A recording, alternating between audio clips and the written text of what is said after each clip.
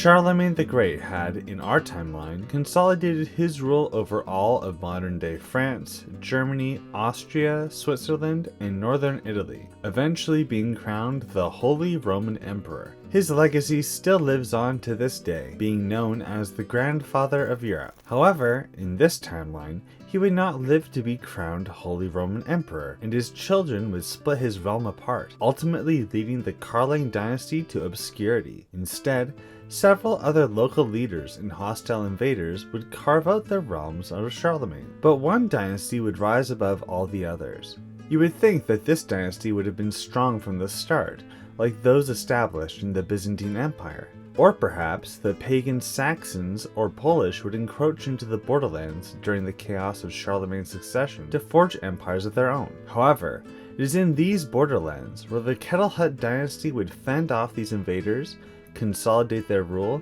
and rise to become the most influential dynasty in the world. Despite their distance from more developed Christian realms, the Ketelhotts had, through cunning and valor, simultaneously pushed back the pagans and consolidated their realm, starting from the small fortification of Merseburg, the kingdom of Greater Saxony, and beyond. How far would the Ketelhott dynasty reach? How would their realm and influence evolve over the course of the next 1,000 years? Who are their rivals in their ambitions to unite the world? And what would the world look like in 1936? Welcome to the Tommy Kay Megacampaign lore video. I'm very excited to show you what me and my team have cooked up for the vacant years of 1874 to 1936 after he wrapped up his Victoria II campaign. This has been a long time in the making, and I'm honored to be part of this epic tale. Thank you to Tommy Kay for this amazing opportunity to collaborate, and thank you to the rest of the team who volunteered their time and energy into making a Hearts of Iron 4 mod that honors the legendary tale of the Ketelhodts. While everyone who tuned in to the lore development streams and suggested things in my Discord are all very much appreciated, I would like to thank Comrade Mango and Term09 for their research and lore development skills. This wouldn't have been possible without their assistance, so thank you very much. I also want to give a shout out to DragonInSpace. He's the guy who made the EU4 and Victoria 2 mods, as well as all the lore between the Crusader Kings, EU4 and Victoria 2 games. I feature his content in here and I'll be sure to credit him whenever I can. And of course, the modder himself, Blitzendostan. Without further ado, I'll quickly summarize the events of the last 3 games before filling the gap between the Victoria 2 campaign's end and Hearts of Iron 4's beginning. The lowly Count of Merseburg would manage to stabilize their holdings slowly but surely, becoming the most influential in the region. Eventually, Hamdi von Ketelhott would chafe under the weak German king. After the king had foolishly attempted to halt his expansion by forcing a peace, Hamdi would declare independence, and after he was successful, he would found the Kingdom of Greater Saxony. This kingdom would expand, subjugating the Norse pagans of the north during the era of warrior queens, and then turning eastward to unite most of the German-speaking world under their rule. Eventually, after Lucas had returned from a successful crusade for Jerusalem, which had unfortunately not crowned a Ketelhott, he would instead found the Saxon Empire in order to cement his dynasty's place in Europe forever. However, this empire was the weakest in this era of the 3 emperors, the other 2 being the Holy Roman Empire, which was eventually founded by the French in the 11th century, and the Eastern Roman Empire of Byzantium, who had, through dynastic succession and holy wars,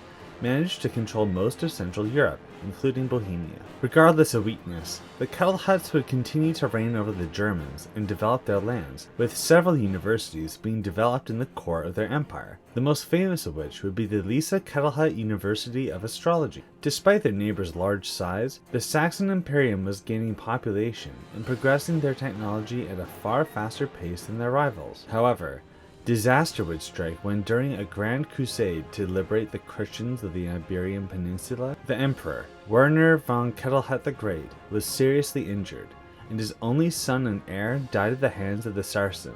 When he returned home, he only had a short time to live. He had gathered his 5 grandsons and had attempted to solidify a succession which would satisfy all 5 of them. However, it had only ensured that each of these 5 Ketelhotts would fight in an elongated civil war lasting centuries. While all 5 Ketelhotts would found their own cadet dynasties, the 2 branches that we must focus on are the Tommy Ketelhodts and the Heinrich Ketelhodts. While the limited border conflicts between the 5 claimants and their dynasty had continued throughout the entirety of the early modern era, Tommen's realm had attempted to gain an edge against his rivals by investing into exploring the world. Using their knowledge of astronomy and how the stars could be used to navigate the seas, the Tommen Saxons would make landfall in a new world, first in the small island of New Arctica, but then in New Pommern, known as Boston in our history. The discovery of the New World had led to the idea of colonialism being spread throughout the world, and the main port of Tommen Saxony, aptly named Tommenshaven,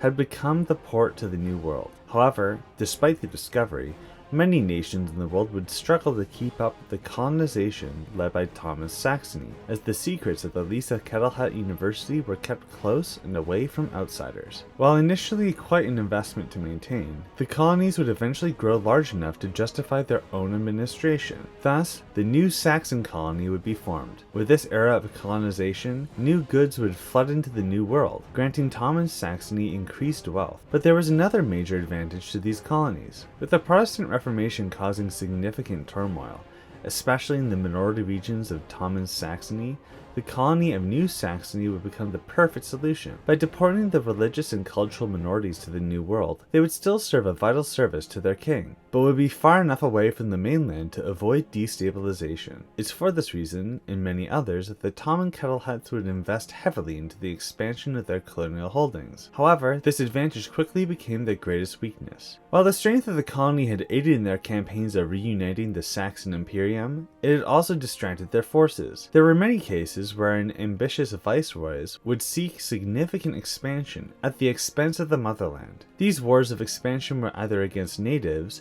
or even against the colonial holdings of the Andalusians, who had established colonies following the coast of the Caribbean and further along the Louisiana River. While these wars ended in success and expansion of the Tommen branch's realm, it had allowed for the other cadet branches, particularly Heinrich's dynasty, to gain significant strength, and the perfect opportunity for him and his weaker kinsmen to regain their territories against Tommen Saxony would come when the new Saxon colony had fought for their independence.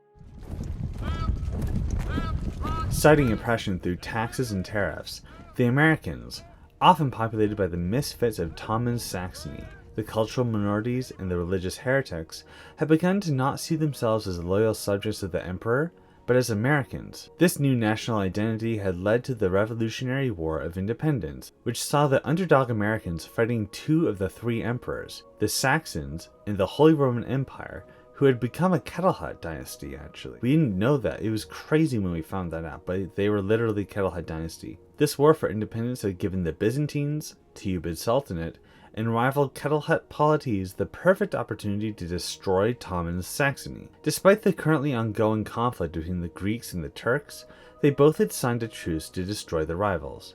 The Greeks would open up a second European front in an otherwise single-front war, while the Turks would reinforce the revolutionaries by shipping 41,000 soldiers to America. It was a long and bloody conflict, but in the end, the Americans had managed to secure their independence, ultimately leading the United States of America being formed out of the chaos. After the USA had secured their independence, the story of Tommy's EU4 campaign ends. However, DragonInSpace filled the gap between 1657 and 1836.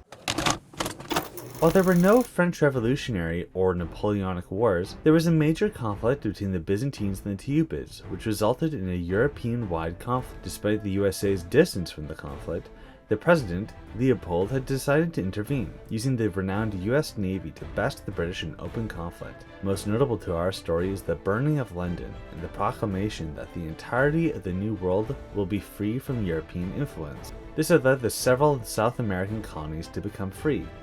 Unfortunately for these nations, they were economically dependent on their former overlords, causing these nations to struggle in their attempts to modernize. This suited the United States well, as now they could be slowly integrated into their new sphere of influence. As the War of the Star Alliance had concluded, Tommen Saxony was thoroughly defeated. However, the Heinrichian Ketelhodts had proposed a solution to the conflict, a forceful royal marriage between the king of Tommen Saxony's sister and the king of Heinrich Saxony. Shortly afterwards, the king of Tommen Saxony was nowhere to be found. As he was presumed to have abdicated, his sister claimed the throne, and in 1800, the Saxon Empire was united once more. But instead of reclaiming the mantle of the Imperium, this new Kaiser would proclaim himself Emperor of the Germans, a reference to their ascendancy over the former Holy Roman Emperor, now kings of France, who had conceded all their German territories as a result of their defeat. As the USA began spearheading the Industrial Revolution,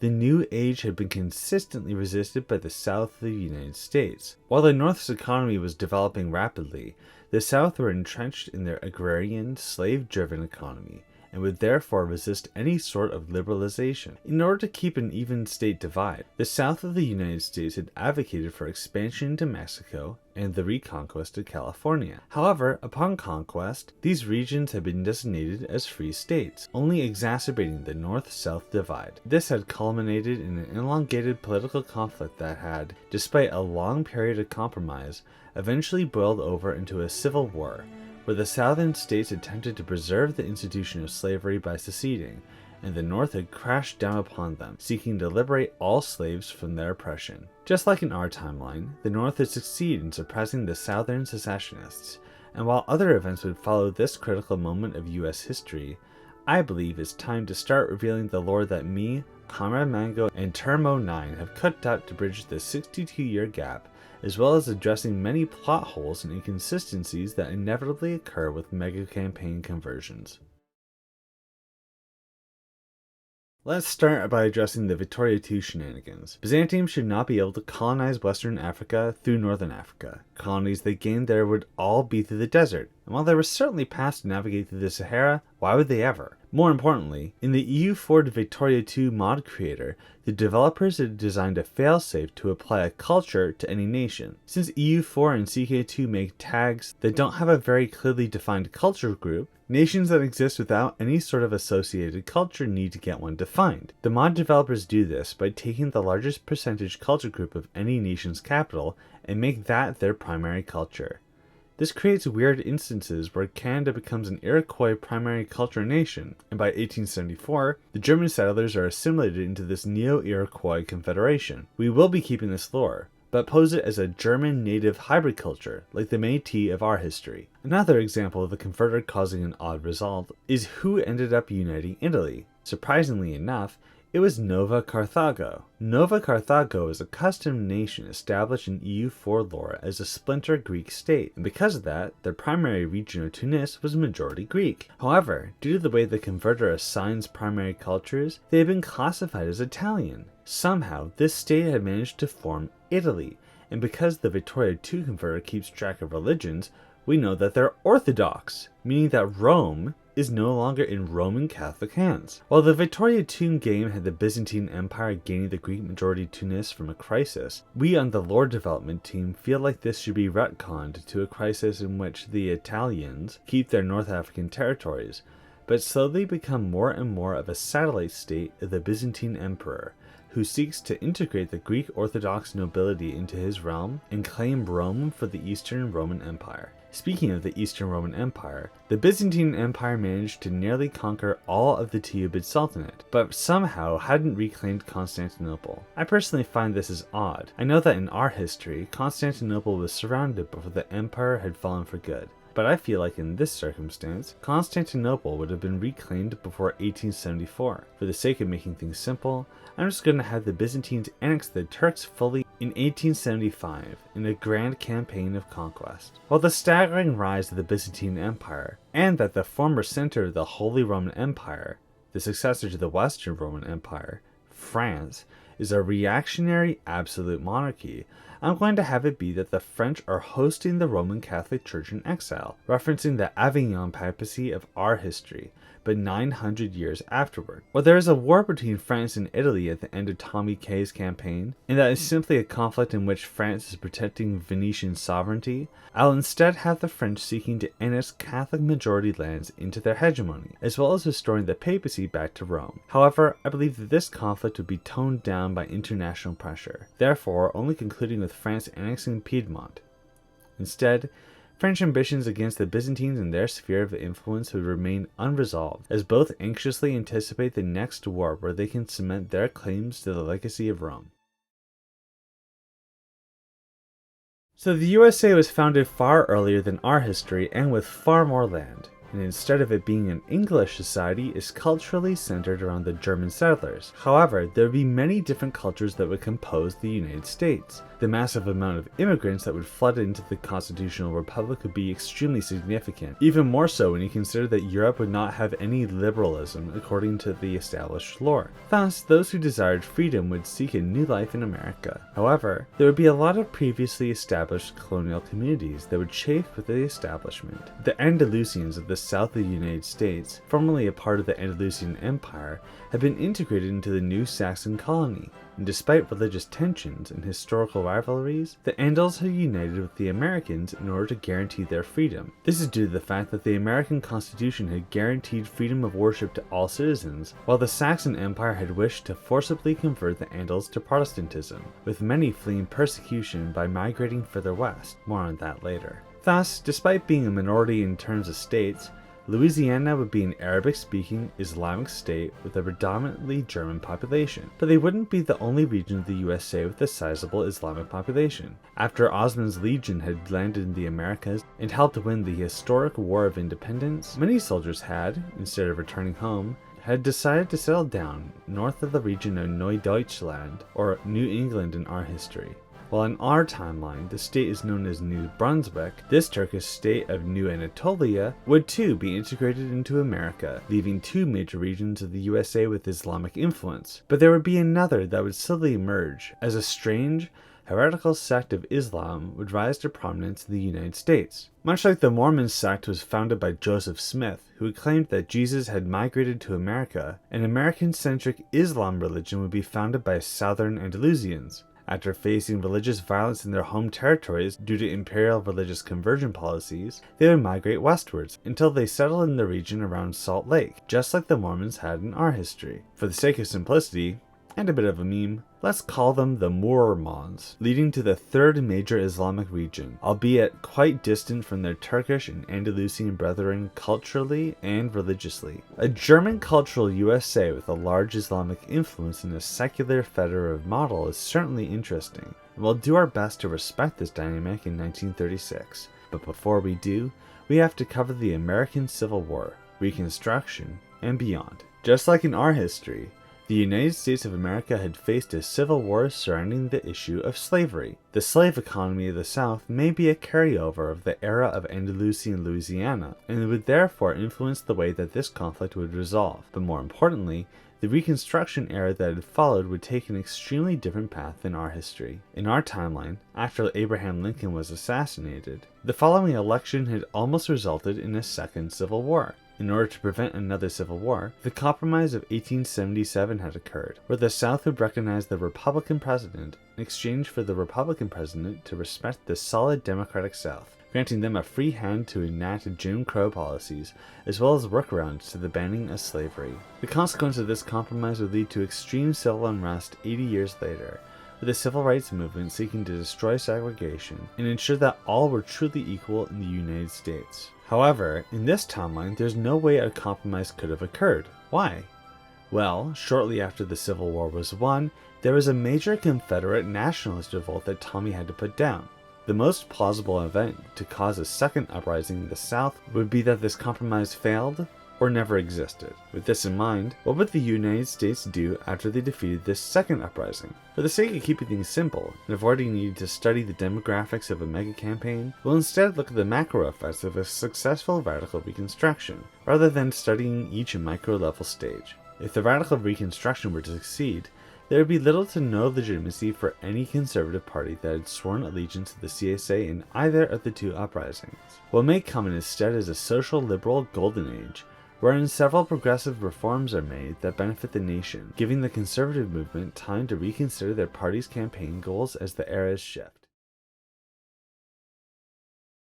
As the USA enters its radical reconstruction period, the European powers would be hastily colonizing Africa. Seeing the rapid expansion of the Europeans, America would want a slice of the pie. However, the once proud American fleet was not what it used to be. The USA had gotten complacent after their victories against the British Navy in their war for independence, and therefore hadn't modernized properly to sustain a colony far overseas.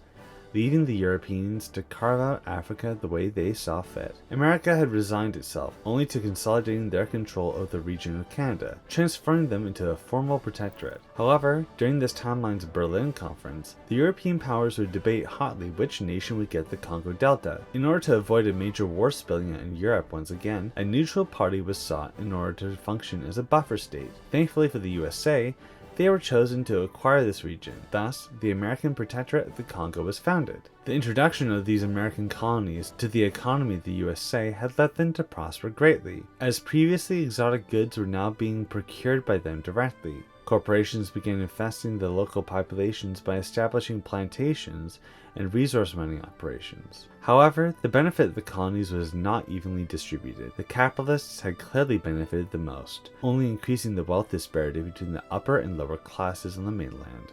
This led to the fracturing of the previously strong Republican Party and a new conservative era beginning in the United States. As the social liberal golden age was coming to a close, moderate and radical Republicans would split regarding how to proceed. This split in the party had allowed for the long marginalized conservatives to come to power. The conservatives had resolved themselves to become an economic fortress, limiting the amount of trade with their allies and instead focusing on developing their own economies. This sudden shift to isolation instead of trade had come at a perfect time for the Europeans, as Germany, Russia, the Byzantine Empire, and their Italian satellite state had fought the French, British, Polish, Swedish, and Andalusians in a great war. As the Great War expands to engulf even Asia, the two major powers of the region, Japan and the Yuan Empire, would, despite their conflicting claims, join on the same side in the conflict. The lore established by DragonInSpace is China fragmenting into warlordism not once, but twice. The Mongolians also did not have nearly as large of a decline, with nearly all of Central Asia being Mongolian culture in 1836. With this in mind, I've decided that the Mongolians would have successfully united under another Khan, much like Genghis. However, unlike Genghis in this timeline, he would successfully invade China. This Mongolian Chinese dynasty, called Yuan for simplicity, would be heavily focused on modernization, much like the Meiji era of Japanese history. While they would not reach a level like our timeline's Japan, they would become a force to be reckoned with, surviving, and in some cases, outright winning border conflicts with the Japanese and the Russians. Due to Mongolia's overextension, the southern warlords of China would either be subjugated by the ascendant Mongyang, or economically subjugated by the far more modernized Japan, who would consistently provide these statelists with arms and military advice for the more experienced Japanese soldiers. While tensions between the northern Yuan and the Japanese would certainly lend to a continuation of this ancient rivalry, they would instead turn outwards against the Europeans. Mongolia had been dueling the Russians for dominance over the steppe ever since the reformer Khan had united the Mongolian hordes, and the Japanese had sought to expand into the resource-rich Vietnamese colony of Germany. Thus, despite their mutual hostilities, they would instead fight the Europeans. As the war had continued to escalate over the entire world, eventually including Iran and Arabia, the USA had remained completely isolationist. The conservative president had been elected on an isolationist campaign, seeking to never join the Great War. This had caused a rift between the German and Muslim communities, as the Andalusian majority states of the south wished to protect their motherland, and the Turks of New Anatolia had wished to liberate their brethren. As more and more reports of mistreatment of the Turks under the Byzantine Empire had emerged, Mustafa Kemal, who in this timeline was born an American Turk, had petitioned Congress to form volunteer divisions to participate in the World War. In our timeline, former President Teddy Roosevelt had petitioned the president to allow for volunteers to be sent to the French. While this was rejected in our timeline over concerns of escalation to the USA being brought into the conflict, this would actually be accepted in this timeline, as if the conservatives had denied the Andalusians and Turks the right to participate. The resulting instability in the Union could be disastrous. Thus, the Turks in the north, the Andalusians in the south, the Mormons in the east, and several German volunteers from all sorts of walks of life would be deployed in various fronts of the conflict, but mostly centered in northern Africa. With the aid of the Andalusians and the French, the American volunteers would pursue a long, grueling campaign to secure northern Africa before eventually breaking into Anatolia. With the American Turks arriving, it inspired the Anatolian Turks to revolt for their independence. After the revolution was successful, Kemal would become their leader, gain the title of Ataturk, meaning father of the Turks, and adopt an American democratic model. By the time that the Byzantines had lost control over Anatolia, the German Empire was suffering intense instability due to an unbearable blockade. This had resulted in a communist revolution overthrowing the Kaiser. The collapse of the German Empire was taken as an absolute victory for the French, who had pushed to reclaim all their former imperial territories. With their reacquisition of the Rhineland and the destruction of the Orthodox Italians, the Catholic Pope, whom was restored in Rome, had crowned the French king as Holy Roman Emperor once again. With the absolute destruction of Germany, the collapse of the Russian-Mongolian front, and the Turkish National Revolution, the Byzantine Empire had sued the Holy Roman Empire for peace. The previously united Greco-Roman identity was shattered, as the Holy Roman Empire demanded that the Greeks abandon their Roman claims. Thus, several Greek successor states had sprung, including a Pontic state in the Black Sea, and the Magna Graecians establishing their own Roman republic in the aftermath of the Italian collapse. The remaining Greek land that wasn't claimed by the Turks was forced to be renamed to simply Greece, and abolish their monarchy. This Greek state had attempted to reconnect with its pre-Roman roots, and genuinely sought to adopt democratic principles. However, the humiliating defeat in war reparations would soon give rise to a fashionable government by 1930. But for now, the victorious powers have rejoiced in their vanquishing of their foes, regardless of the existential threat of the German Communist Republic. After the Great War had resulted in the Kaiserreich being destroyed by communists, the United States of America had suddenly felt a great sense of remorse. Many had begun to believe that if they had joined the conflict against the Kaiserreich, they would have ensured that the royal family wouldn't have been murdered in cold blood, or the Holy Roman Empire would not have claimed land and oppressed so many of their German kin. This redefinition of what it meant to be a German, and how it related to being a Ketelhodt, had given a secret branch of the Ketelhodt dynasty to emerge from their hiding. These pretenders to the Ketelhodt dynasty claimed that they're descendants of the humiliated Tommen Ketelhodt. Following the unity of the Heinrici and Tommen branches through their marriage to the Tommen princess, the Tommen branch's king had fled Europe, fearing that assassins may follow him. He abandoned his last name and settled with his wife in America. 100 years later, their grandson would be born. Despite the lack of royal marriages to ensure the purity of the bloodline, he was born with red hair. He would therefore be named Tommen, after the founder of their dynasty, for their shared hair color, although he would be better known by his more Americanized name, Tommy. While his heritage was still a secret, the American volunteer divisions had formed, and Tommy was quick to enlist. Through his time with his division, he had been on quite the adventure, returning home as a war hero. However, he could barely recognize his home when he returned. As the interwar period hit the USA and the wealth disparity had continued to be ignored by the political elite, the Great Depression had hit the United States and the world. Seeing how career politicians had led to corporations to run free and destroy the economy, he would use his military career as a means to kickstart his political career, quickly becoming the leader of the Technocratic Party. In our timeline, the technocracy movement in this era of history was extremely authoritarian. Many had concerns that these technocrats were even fashion sympathetic. However, due to the fact that our Tommy Kay is frankly obsessed with the idea of technocracy in the most tame form, that being experts in their respective fields should be in positions of government rather than career politicians, we'll have his surrogate character managing to moderate the technocrats to a suitable liberalized form in this alternate history. Thus, in a great upset of politics, Republicans and Democrats would be overtaken by the American Technocracy Party in the 69th election, leading to Tommy Kay becoming President of the United States.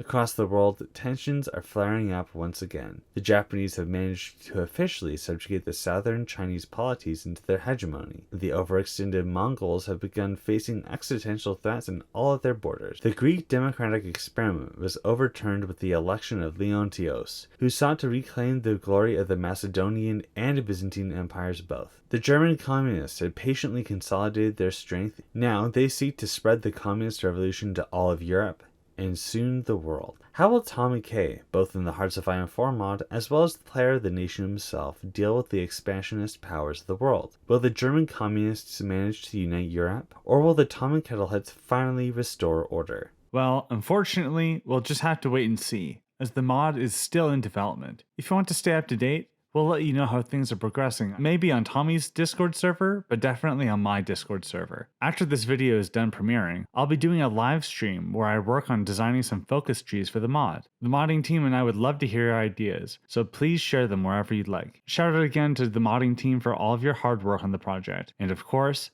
thank you again to Tommy Kay for this amazing opportunity to collaborate. I'm sorry to get you excited when the mod isn't done yet, but I hope you're motivated to make some great content out of this. We're all looking forward to it. Thank you for watching, and I hope you have a good day.